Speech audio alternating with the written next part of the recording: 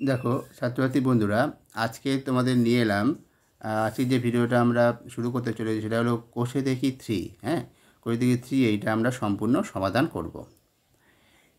এখানে এর আগে আমরা আগের চ্যাপ্টারগুলো আমরা সমাধান করেছি। কোষে দেখি 2 এটা করা হয়ে গেছে। এটা তোমরা যারা ভিডিওটা দেখোনি ওটা দেখে নিও, ঠিক আছে। আর আজকে যেটা শুরু করতে চলেছি কোষে দেখি 3, এই চ্যাপ্টারটাও ইম্পর্টেন্ট, এটাও দেখে নিও, ঠিক আছে। এটা আজকের আমরা শুরু করছি, চলো দেখো।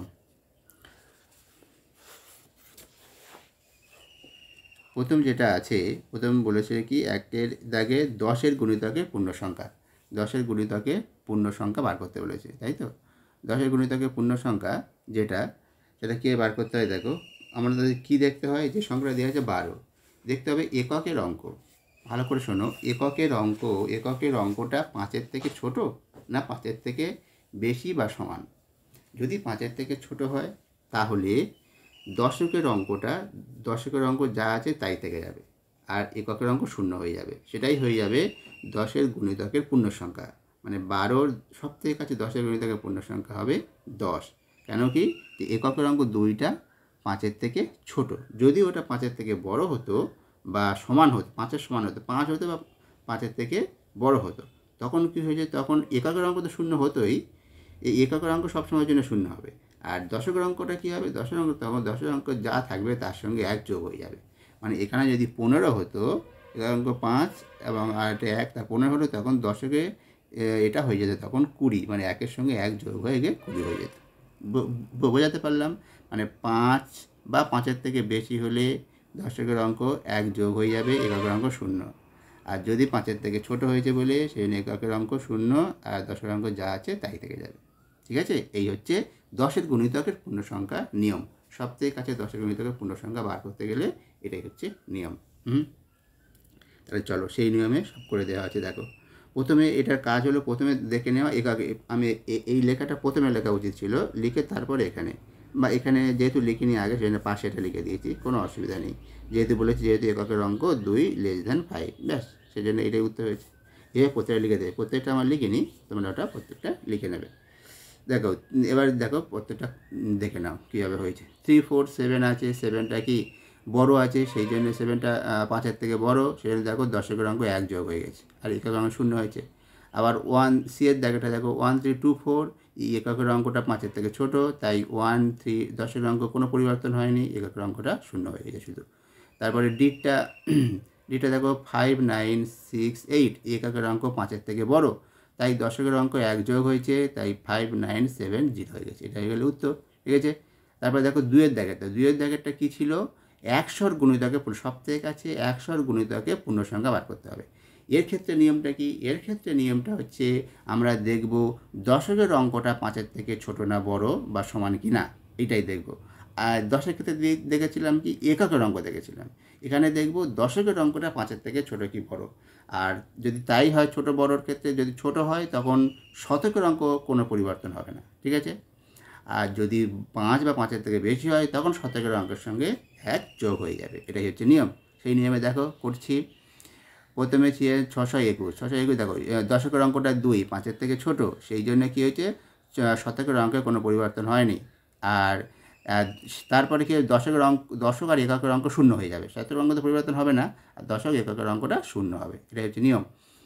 তাহলে বিয়েরটা দেখো 483 আছে, দশকের অঙ্ক 8, মানে 5-এর থেকে বড়, তাহলে শতকের অঙ্ক 1 যোগ হয়ে যাবে, তাই 5, আর দশক আর এককটা শূন্য হয়ে যাবে, তাই 5টা হয়ে যাবে, দেখো উত্তরটা।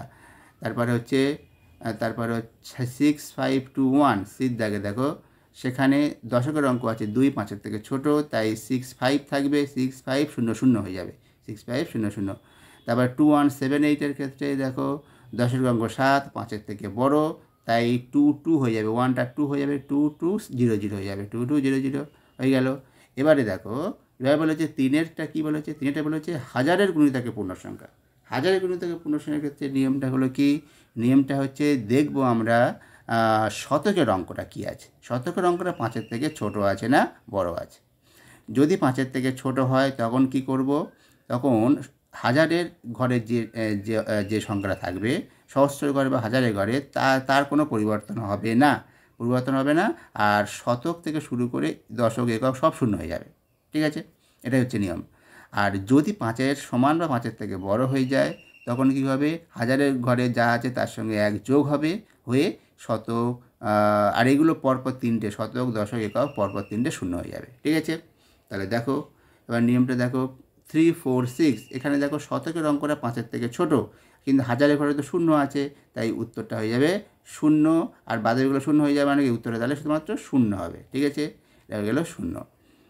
আর বিদ দাগে কী হবে, বিদ দাগে দেখো 827 আছে, শতকের অঙ্কটা 8, মানে 5-এর থেকে বড় যেহেতু, তাহলে এককের অঙ্কে শূন্য, সহস্রের ঘরে শূন্য আছে, শূন্যর সঙ্গে তাহলে শুধুমাত্র 1 যোগ হয়ে যাবে, হয়ে গিয়ে আর তার বাদবাকিগুলো শূন্য হয়ে যাবে, শতক, দশক, একক, তাই হয়ে যাবে 1000, এটা উত্তরটা হবে 1000।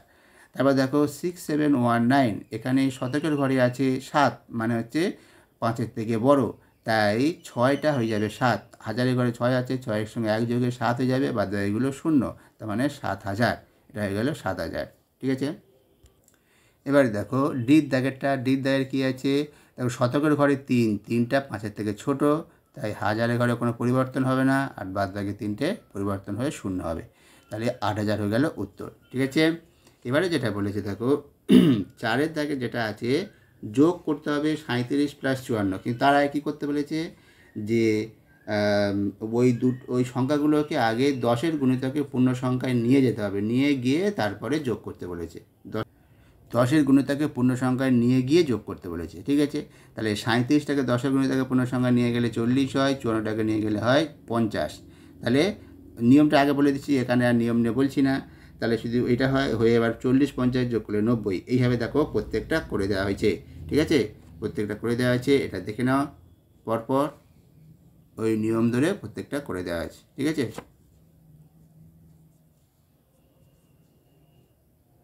যোগ যেমন যোগ আছে, বিয়োগ আছে, সেই রকমভাবে আছে। তারপরে শেষে মানে 10-এর গুণিতকে পূর্ণ সংখ্যায় নিয়ে যাওয়া হয়েছে, নিয়ে গিয়ে যোগ থাকলে যোগ, বিয়োগ থাকলে বিয়োগ করে দেওয়া হয়েছে। ঠিক আছে, প্রত্যেকটা দেখে নাও তাহলে। এবার দেখো 4-এর দাগের এটা ছিল, এবারে 5-এর দাগের কী ছিল, দেখো 5-এর দাগের পাঁচের দাগেরটা হচ্ছে, বলেছে যে 100 গুণিতকের পূর্ণ সংখ্যায় নিয়ে গিয়ে যোগ বা বিয়োগ করো, মানে যোগ থাকলে যোগ, বিয়োগ থাকলে বিয়োগ। ঠিক আছে, দেখো 100 গুণিতকে পূর্ণ সংখ্যায় নিয়ে গিয়েছি, দেখো 426টাকে 100 গুণিতকে পূর্ণ সংখ্যায় নিয়ে গেলে সবথেকে কাছে সেটা হলো 400, আর 589টাকে হয়ে যাবে 600, তাহলে ওই দুটো আবার যোগ করলে কত হয়, 1000। এইভাবে দেখো প্রত্যেকটা করে দেওয়া হয়েছে। ঠিক আছে, দেখে নাও প্রত্যেকটা একই নিয়মে, ওই নিয়মে করে এটা হয়েছে। এবার দেখো 6-এর দাগেরটা কী বলেছে, এগুলোকে হাজারের গুণিতকে পূর্ণ সংখ্যা সবথেকে কাছে 1000 গুণিতকে পূর্ণ সংখ্যায় নিয়ে যাও, নিয়ে গিয়ে তোমরা যোগ করো, মানে যোগ বিয়োগ যা থাকবে সেটাই। তাই 2836 + 7466 আছে, তাই 2836কে হাজারের গুণিতকে পূর্ণ সংখ্যা নিয়ে গেলে 3000, আর ওটাকে নিয়ে গেলে 7000, দুটো যোগ করলে 10000 হয়ে যায়। এইভাবে দেখো প্রত্যেকটা করা হয়েছে। ঠিক আছে, বুঝতে পারছো, একই নিয়মে, কোনো অসুবিধা নেই। হ্যাঁ, তারপরে দেখো, তারপরে যেটা আছে, যে এই উত্তরটা হয়ে যাবে এইটা, দেখে নাও 7-এর দাগের যে উত্তরটা, 7-এর দাগে বাম পক্ষ আর ডান পক্ষ মেলানোর কথা ছিল 7-এর দাগে, তার উত্তরটা এইটা। 1-এর দাগেরটা হবে C 40, এর দাগেরটা B হবে A 100, C হবে B 1000, আর D হবে F 2000, আর E হলো D 240, আর Fটা হলো E মানে 300।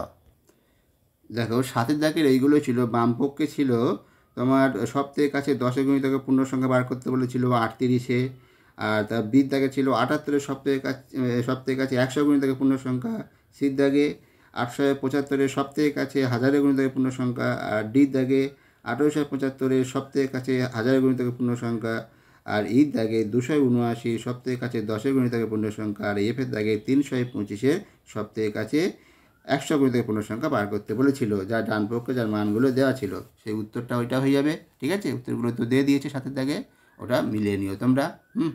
আর ওগুলো তো 10-এর গুণিতকে পূর্ণ সংখ্যা, 100 গুণিতকে পূর্ণ সংখ্যা, 1000 গুণিতকে পূর্ণ সংখ্যা নিয়ম তো বলে দিয়েছি, তাহলে সুতরাং ওইগুলো তোমরা দেখে নেবে। ঠিক আছে, উত্তর বলে দিয়েছে এইটা। তাহলে এটা হয়ে গেল আজকের আমাদের কোষে থেকে 3টা সম্পূর্ণ সমাধান করে ফেললাম। ঠিক আছে, তোমরা তাহলে এটা ভালো করে দেখে নিও এবং এইভাবে প্র্যাকটিস করতে থাকো। হ্যাঁ, তাহলে আজকের এই পর্যন্ত।